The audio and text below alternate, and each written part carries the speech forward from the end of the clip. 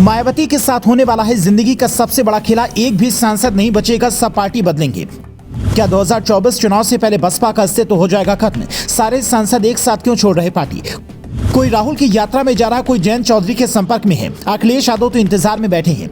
मायावती के साथ जिंदगी का इतना बड़ा खेला होने वाला है कि उन्होंने ऐसा सपने में भी नहीं सोचा होगा। उनकी पार्टी के सभी 10 सांसद जिन्होंने 2019 के चुनाव में जीत हासिल की थी, एक साथ पार्टी छोड़ने वाले हैं। इनमें से 2 तो पहले ही लगभग साइड हो चुके हैं। बाकी बचे 8 अलग अलग पार्टियों के संपर्क में हैं। अमरोहा से बसपा सांसद दानिश अली को मायावती ने पहले ही सस्पेंड कर दिया है। राहुल गांधी की भारत जोड़ो न्याय यात्रा में मणिपुर में दानिश अली भी नजर आए थे, जिसके बाद से कयास लग रहे हैं कि वो कांग्रेस में शामिल हो सकते हैं। इससे पहले जौनपुर से बसपा सांसद श्याम सिंह यादव बीते साल ही राहुल गांधी की भारत जोड़ो यात्रा में शामिल हुए थे। पूछने पर कहा कि निजी हैसियत से यात्रा में शामिल हुआ, लेकिन सूत्र बताते हैं कि उनका भी मन डोल रहा है।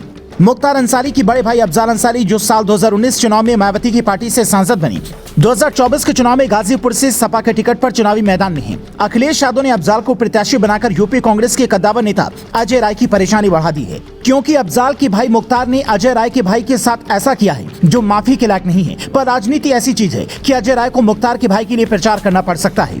कुछ ऐसा ही हाल लालगंज सीट से सांसद संगीता आजाद, अंबेडकर नगर से रितेश पांडे, श्रावस्ती से राम शिरोमणि, बिजनौर से मलूक नागर, सहारनपुर से हाजी फजलपुर रहमान, नगीना से गिरीश चंद्र जाटव और घोसी से सांसद अतुल कुमार राय का भी नाम है। कहा तो ये तक जा रहा है कि ऐसा नहीं है कि ये सभी बीजेपी में ही नहीं जाएंगे, बल्कि 3 से 4 सांसद बीजेपी में और बाकी के 3 से 4 कांग्रेस और सपा में जा सकते हैं। जिसके बाद से सवाल उठ रहे हैं कि आखिर बसपा सांसदों का अचानक से मोह भंग क्यों हो रहा है। मायावती ने तो ये तक कहा था कि गठबंधन में चुनाव लड़ने से पार्टी को नुकसान होता है, इसलिए बसपा अकेले ही चुनाव लड़ेगी।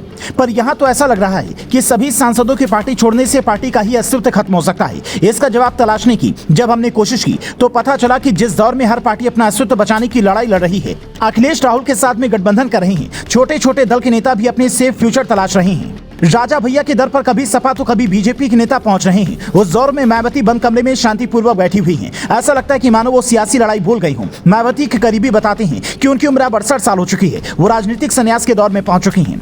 पर जो नए नेता उनकी पार्टी से जुड़े हैं, जिन्होंने 2019 की मोदी योगी लहर में भी यूपी जैसे राज्य में 10 सीटें जीती थी, वो तो अपना भविष्य तलाशेंगे ही। बसपा के एक सांसद तो ये तक कहते हैं कि मैं संगठन की बैठक में नहीं बुलाया जाता हूं, तो मुझे दूसरा विकल्प देखना ही होगा। हर कोई आगे बढ़ने के लिए राजनीति में आता है। मतलब साफ है कि मायावती एक्टिव नहीं होंगी तो नेता इधर उधर जाएंगे ही। और राज्यसभा चुनाव से पहले अगर ऐसा हो गया तो समझिए कि बीजेपी के 8वें उम्मीदवार की जीत आसान हो सकती है। फिलहाल आप मायावती की पार्टी की इस हालत पर क्या कहना चाहेंगे, कॉमेंट कर बताएं।